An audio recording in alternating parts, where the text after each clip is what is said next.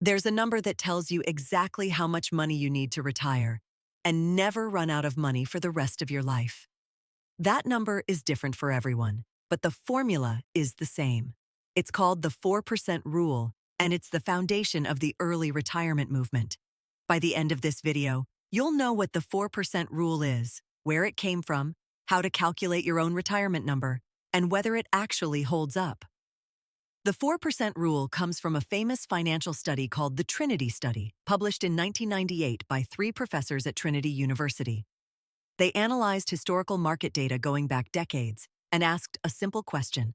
If someone retires and withdraws 4% of their portfolio in the first year, then adjusts for inflation each year after, how often does their money last at least 30 years? The answer?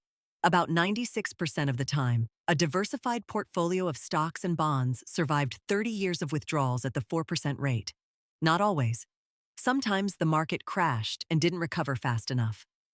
But in 96 out of 100 historical scenarios, the money outlasted the retirement. That's where the 4% rule comes from. Not a guess, not a sales pitch. Decades of historical data. Here's the formula. Take your expected annual spending in retirement and divide it by 0.04. The result is how much you need invested. Let's do an example. Say you spend $50,000 a year.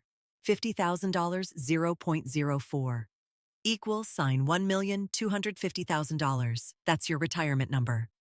When you have $1.25 million invested, you can withdraw $50,000 a year, inflation adjusted. And historically, your money has a 96% chance of lasting 30+ years. Let's run through a few scenarios. If you spend $30,000 a year, your number is $750,000. $40,000, you need $1 million. $60,000, $1,500,000. $80,000, $2 million. Notice something. Your spending level determines your retirement number, not your age. If you reduce your spending, you lower your target, and you save faster. It's a double benefit. The less you spend, the sooner you can retire. This is why frugality is such a powerful lever for early retirement. Why 4% and not 3% or 5%? It comes down to historical market returns minus inflation. Historically, a diversified stock and bond portfolio has returned somewhere around 7% nominally.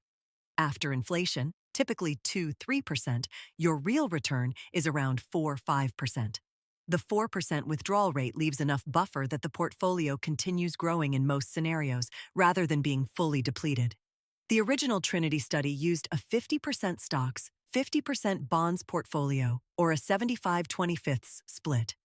More aggressive portfolios, higher stock percentage, actually performed better for long retirements because stocks provide more growth.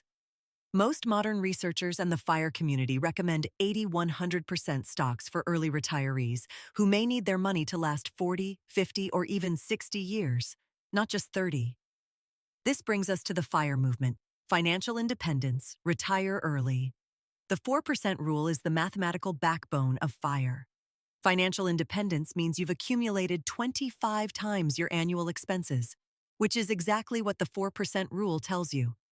Multiply your annual spending by 25, and you have your financial independence number. Same formula, different framing. $40,000. Annual spending times 25 equals $1 million. Hit $1 million, you're financially independent. At 4% withdrawal, you pull $40,000 a year. Your money historically lasts indefinitely, or at least a very long time. How long does it take to get there? Let's say you're 25. You're saving and investing $1,500 a month, and your money grows at 7% annually. You hit $1 million in about 24 years at age 49, save $2,000 a month. You hit it in 21 years at age 46, save $3,000 a month. You're there in 17 years at 42. These aren't fantasies. These are math. The inputs are savings rate and time. The output is financial independence. Let's be honest about the criticisms. The 4% rule isn't bulletproof. First, the Trinity study was based on 30-year retirements. If you retire at 35, you might need your money to last 60 years.